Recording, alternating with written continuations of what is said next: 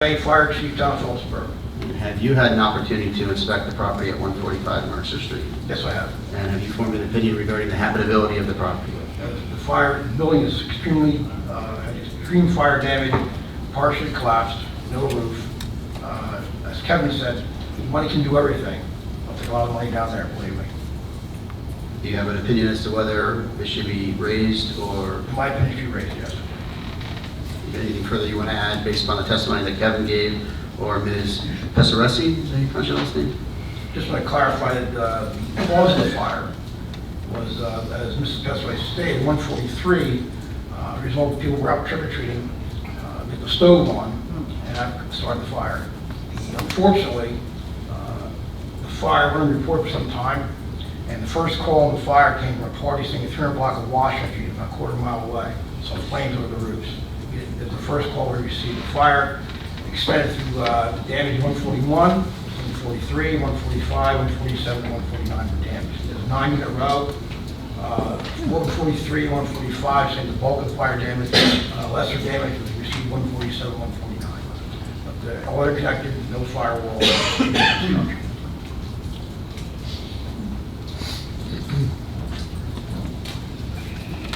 Councilman Clark, do you have any questions for the fire chief? I do not. Thank you. Councilwoman DeJarmo. The only thing I will concur with the chief, it was very common practice to not have firewalls. The majority of the homes in Phillipsburg don't have firewalls just because of the time they were built. So that is not uncommon that there's no firewalls. It's typical to not see them. That is correct, because that time and age, the code did not require it. The code did not require it. Today they do. So if the homes were to be sold, you would find they probably have a firewall today in the attics going all the way up. So that's certainly not on the homeowner. It wasn't code required at the time. It's normal. Probably every home there doesn't have a firewall. It's why they have them today. And it's what I do. So I can concur. But that's all. No. Thank you. Councilman Lewis, do you have anything for the fire chief? No, thank you. Chief, are you recommending the building stay and be raised, or you're recommending demo? 145? Yes. Demolished. It should be demolished. Thank you, sir. Do you believe it poses a danger to the health, safety, and welfare of the public in its current condition? Yes, I do. Thank you, sir. I believe I was the only one left, Councilor, with a comment. So, thank you, sir.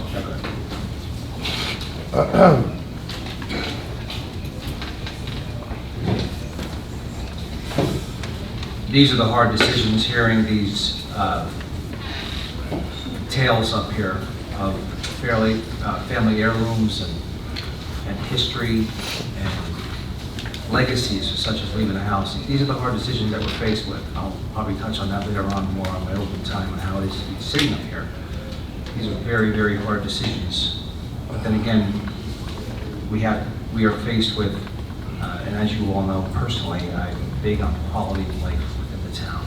And I have had my stops down in that neighborhood. I love the Mercer Street neighborhood, and I have had neighbors complain about the quality of life surrounding the said property. Property is to be eventual. So my decisions will be based on the quality of life for Phillipsburg as a whole, and think more with my head and not my heart on this one. So, with that being said, All right, so if I could just recap the testimony that was given to the council. You just heard from Chief Hay, who gave his opinion. His opinion was that the building ought to be demolished. Kevin Duddy was of the same opinion. He testified regarding the structure, lack of a roof, the interior floors having collapsed, the suspected ongoing damage to 143 Mercer, which is the adjacent property.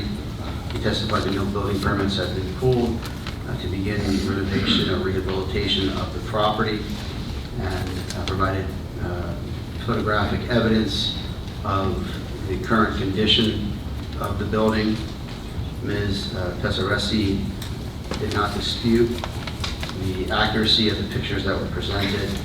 She did not dispute the condition of the property, And she also testified that it was unlikely that she would have funds necessary to rehab or renovate the property, and that there was no reason prospect of the property being put back to its former state.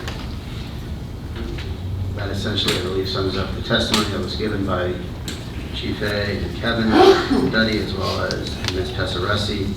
The council has the option to do nothing, doesn't have to do anything. If it chooses to do something pursuant to the statute under which this complaint is brought, the first order of business would be ordering the rehabilitation of the property. I know that sounds odd based upon the testimony that was given. However, you have to give the property owner the chance to rehab, and then if that rehab is not completed within a certain time frame, you can then order the demolition of the property. The earliest the order can be given for compliance is 35 days. 30 under the statute, I always recommend 35 days for the order to become past due, in a manner of speaking. So if the council were to proceed under the most truncated time frame, it would be 35 days to repair the building, which would include at a minimum, Kevin, I believe, repairing the roof, interior structures, the floors, structurally getting the building back to its former state. That's what would have to be done at a minimum to make it safe. To make it safe, then we need to be reconstructing the exterior wall.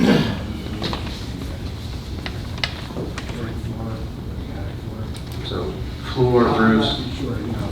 exterior walls.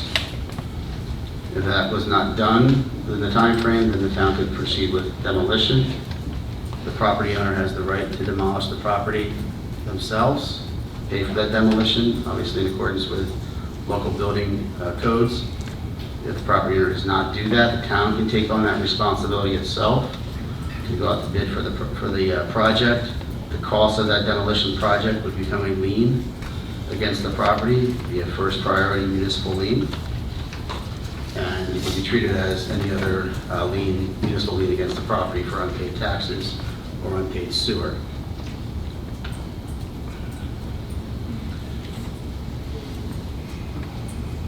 Would it be prudent on our part, albeit the testimony provided by Ms. Pesaresi, would be advantageous for us, or a decision on our part, to at least ask her if within that 32-day period, I believe you said 32? Well, 30 under the statute, but 35 is what I was recommending. 35, if she would like to have a chance at that 35, or if it's financially feasible for her to attain that through either her own or other accommodation means. 35 days is not, I've seen properties in this town much longer that she has presented before us for the first time, and it's been that way since 2015. I would like to at least ask her personally if that is financially feasible for her before I make that decision, or we make our decision. That's fine. May I ask her back up? Sure. Ms. Pesaresi, would you please come back? And you're still under oath, man. This is a very difficult question, maybe not even 100% even to answer, but to your best of your knowledge, is it financially feasible for you, given 35 days, to make this property work? I have nothing. No. I understand. I'm on a fixed income. I just wanted to give you the opportunity to I know. say that. Thank you, ma'am.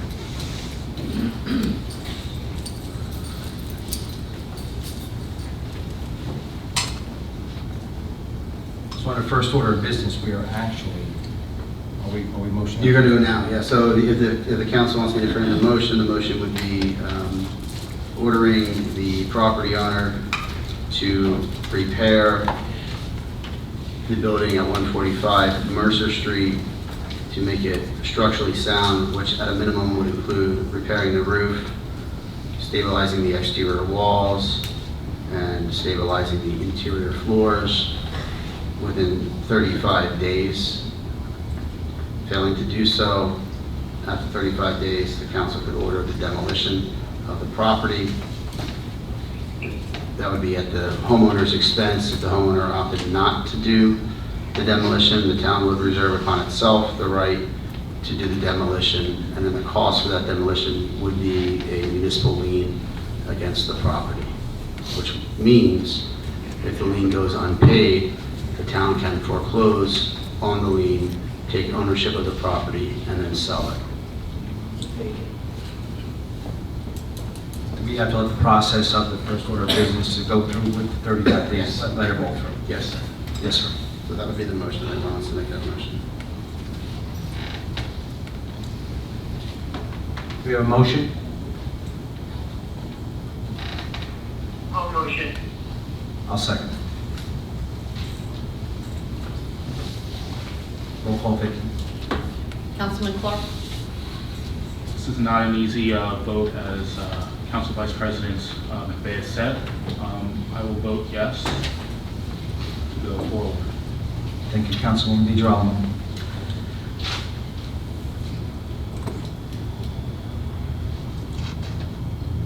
This is not an easy thing to do. But I think we can do something in the end that will allow the memory to live on with the property. But I'm going to have to say yes. Thank you, Councilman Woods. Yes. Council Vice President McVeigh? I'm a yes. Okay, the motion carries. Ma'am, just so you know what to expect, I'll draft an order, provide to Kevin to serve, post it on the property. If you want me to send you one directly, I can do that. If you want me to send you a copy of the order directly, I can do that. Just leave your contact information with Vicky, and I'll make sure you get a copy of that order. Thank you. And if I may, Council Vice President, we have a lot of these, we used to have a lot of these hearings, we haven't had them in some time, but it's rare that we get a resident homeowner actually showing up.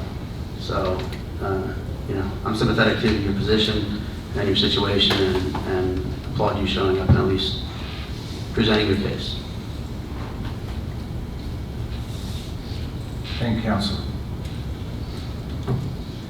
Moving on to 147 Mercer Street. Yep, the habitability hearing for 145 Mercer Street is now closed, and we'll open up 147 Mercer Street. 1 second, please.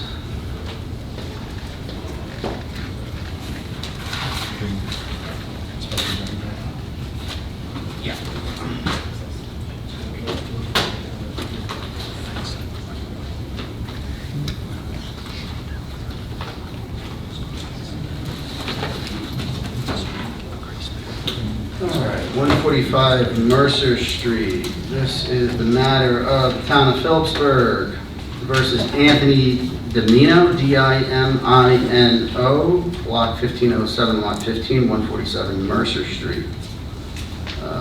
Procedurally, as everyone knows, this habitability complaint was recorded, as was 145, in the office of the county clerk, and served on all interested parties.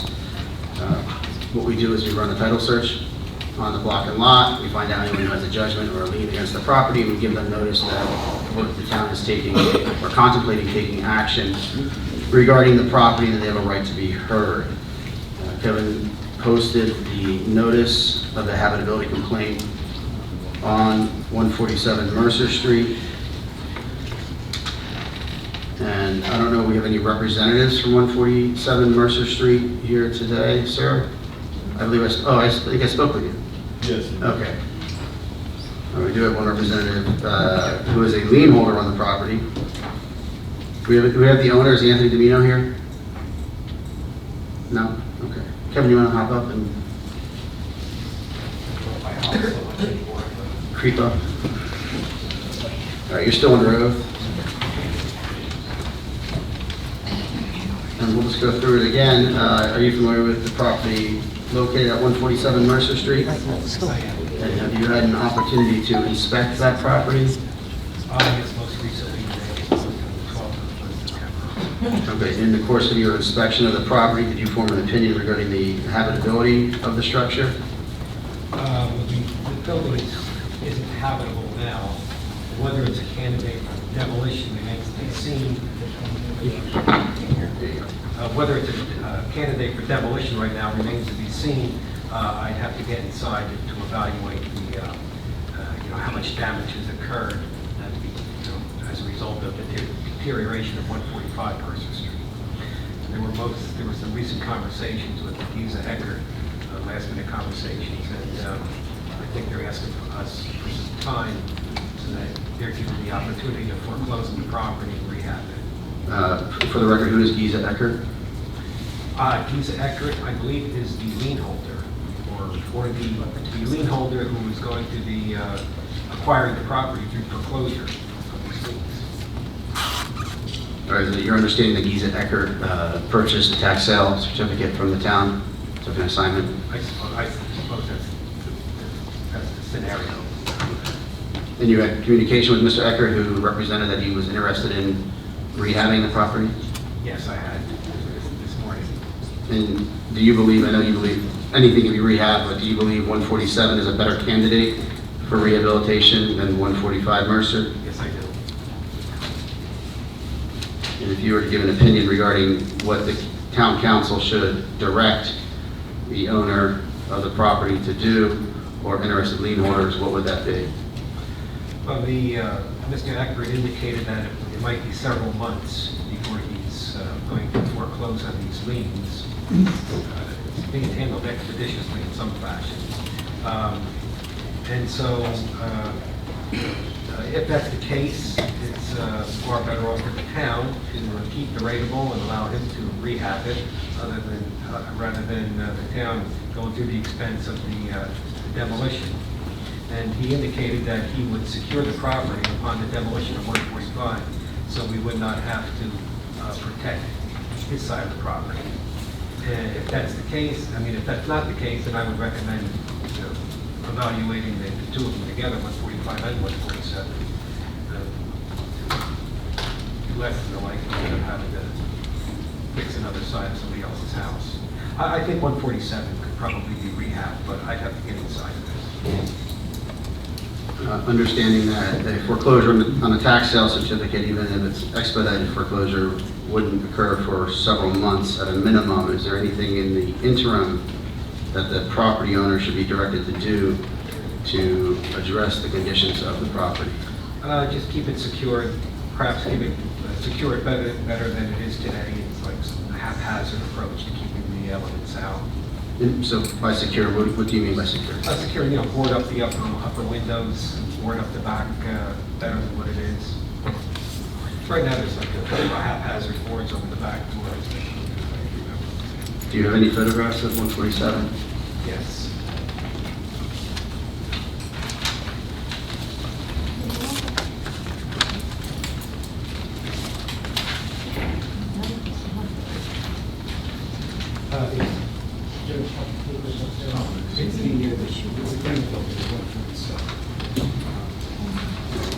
It's the front window of 147, boarded up, and the back door. And we get pictures of that. Well, this is the back. It looks like there's some siding that's missing. Yeah, the side of the issue. It's really just trying to keep the rain out. Deterioration on the side.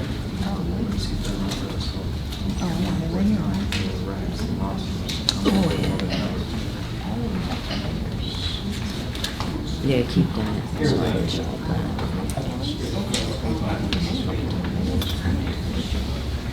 The big one.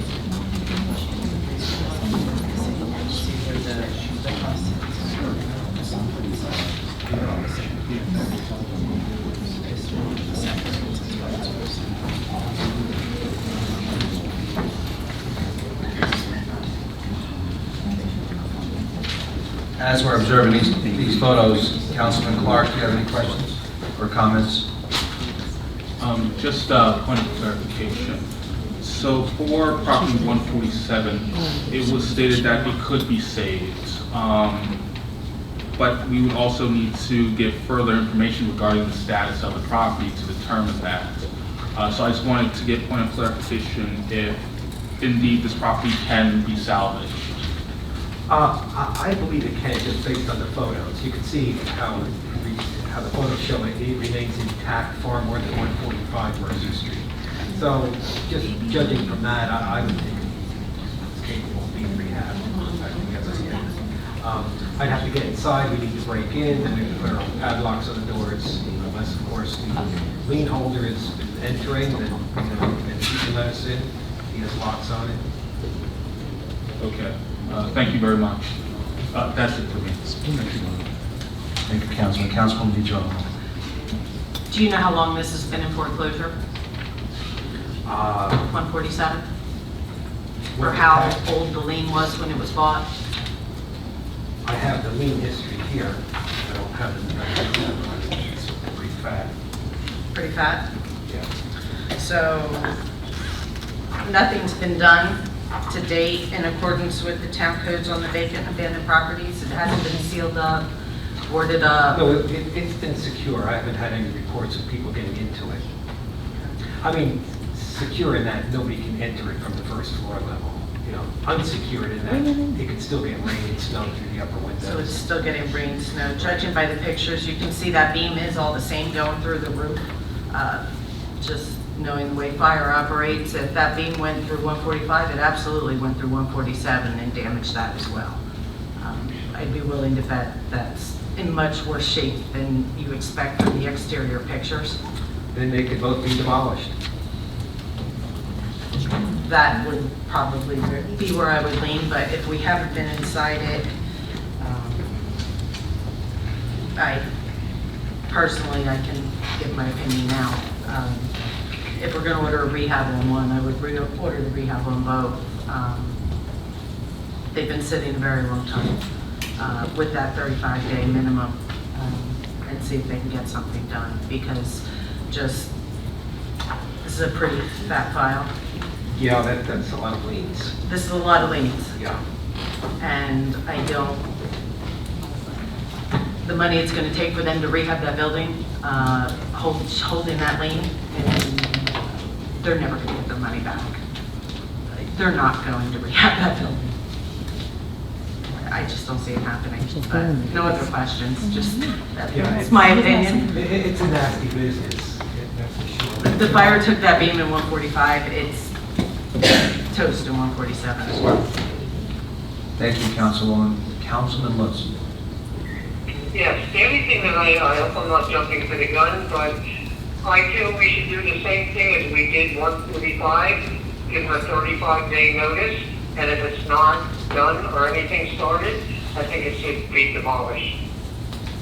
It's been sitting there now for over 5 years, and really nothing has been done to both of those buildings. Thank you. Thank you, sir. I have no further comment. I would like to give you the chief an opportunity. That's a good question for Kevin. Have any permits been pulled for this property? No permits have been pulled for rehab. Thank you, sir.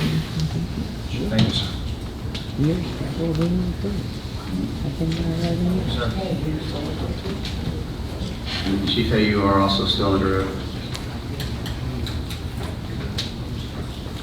Councilman Clark.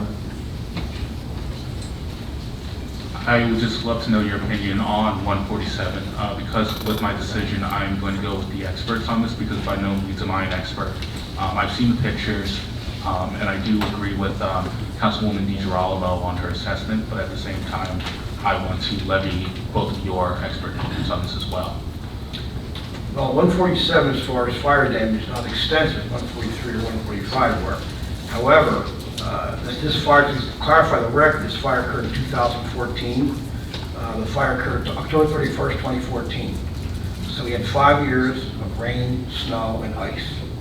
And that's the bigger enemy at this point in the fire was. And you're absolutely correct, nothing's been done. And as the councilman indicated, lots of liens. So I don't foresee anything taking place with it. But of course, I'll defer to Kevin if he feels it can be rehab. Obviously, we'll keep it rated. But I'm inclined to feel that eventually it should really come down.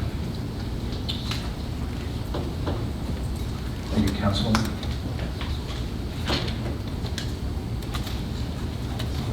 I'm good. Thank you. Councilman Lutz? I'm good, thank you. Thank you. Chief, just one question, and just to reiterate, which that's something I never thought of. The 5 years of rain, snow, heat, and cold probably is more damage than the actual incident itself. Thank you, sir. Thank you, sir. For the record, we're going to have marked the photographs Kevin handed to us as 147. Those are the group of 8 photographs the council saw. Those will be part of the record as well. Counselor, as far as habitable hearings being submitted, do often hear the order of business is to motion. Well, before we do that, Council Vice President, there is a lien holder who is... Yes, sir. If you want to offer anything, you don't have to provide testimony. My apologies, or sir. receipt, but you're more than welcome to. I have one question. Do you mind, sir? I was going to swear you in, and can you state your name and address for the record? Please raise your right hand. Do you solemnly swear or affirm the testimony you are about to give to be the truth, the whole truth, and nothing but the truth? Yes. And if you just state your name and address for the record, sir. I'm Albert T. Woods, 21 Rube Lane, Reading, Pennsylvania. That's G-R-U-B-E Lane. Reading 19605. Yes, sir. My question is, if the property is demolished, what happens with the deed? You just lose your money, or what happens with that? The liens run with the property, so as long as they stay with the property until they're either redeemed or foreclosed. Right. So the demolition of the property itself should not affect your lien priority, whatever that might be. Now, if there's a municipal lien on the property, I don't know what kind of lien you have, sir, I have to go through the file, but in all likelihood, you're a junior lien holder, you're subordinate to the town's lien. Kevin was speaking about Mr. Eckert, who purchased a tax sale certificate, and it appears that he is commencing foreclosing on the tax sale certificate. So if he is doing that, then you'll be getting notice from him of his intention to foreclose your lien now. But if it's demolished, The lien stays with the property, so it's just the value of the lien. You know, the conversation that the council has and Kevin had and the chief just talked about is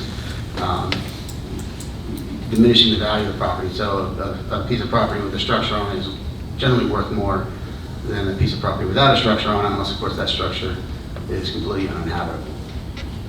thank you very much. You're welcome, sir. Thank you for coming. Thank you, sir. Thank you.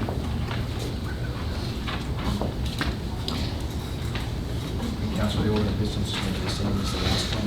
You're good. Yeah, I know. When you pull them. Yeah, close the hearing and receive the chief. Motion to close. Motion to close the hearing. So moved. Do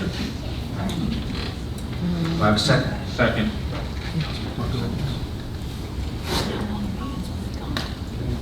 So now, just like the 145, we'll entertain a motion. That motion can be anything or nothing. If the council is inclined to take action on this property, I would recommend a similar motion to the one that was done for 145 Mercer, and that would be ordering the rehab of the property to be completed within 35 days, which at a minimum would include securing the property and making the property structurally sound in consultation with the town's construction or inspections department. Absent that being done within 35 days, an order of demolition, with the town reserving upon itself the right to undertake that demolition if the property owner does not do so.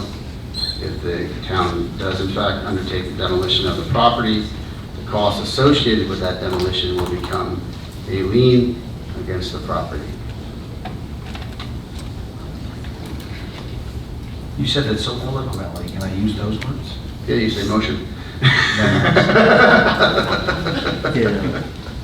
think this is Fulker's opt-out of coaching many of the United finally getting back to me on all the hard stuff from 2 weeks ago and tonight, so that's okay. Thank you very much, Counselor, for your dedicated work. Motion on the floor. So moved. Second. Okay, rehab. Roll call, Vicki. Rehab, what? Councilman Clark? Yes. Councilwoman DeGirolamo? Yes. Councilman Litz? Yes. Council Vice President McVeigh? Yes.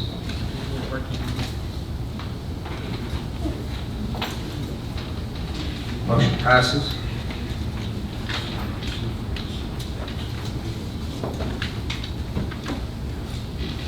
It's closed, 147 Mercer Street is closed out. We move on to 301st. At this time, I'd like to summons Council President Folger back into the room.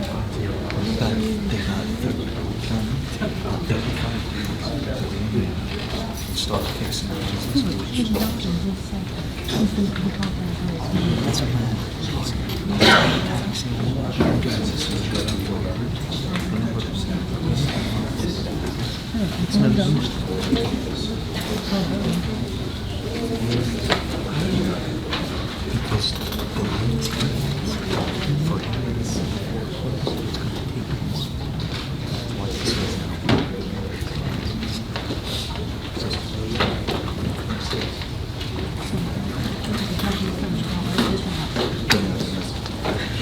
Then come back to next meeting.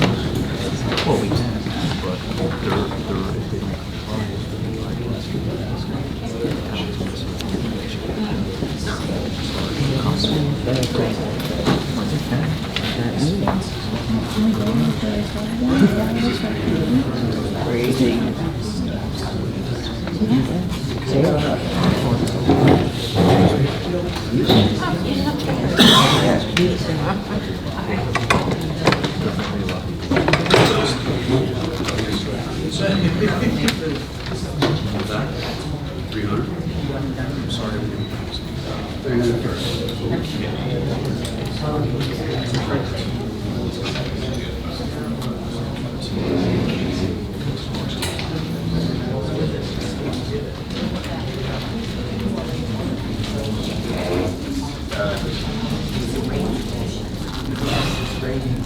Joe, that's quite the look.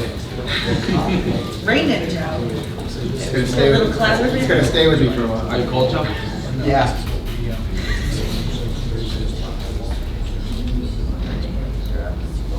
Okay. All right. So by a show of hands, how many people miss me? No, I'm just kidding. All right, we're going to move forward to 301st Street. All right, so 301st Street, habitability complaint was initiated against the property by motion of the council. This is block 1218, lot 8. Property was posted, notice was sent to interested lien holders and the property owner. The property owners, are you the property owners? Yes. Okay, property owners are here tonight. They are represented by counsel, Mr. Schrager from the Andrew J. Schrager Law Firm. And counsel? Okay. So the property we're discussing this evening is Mr. Duddy here? Yes.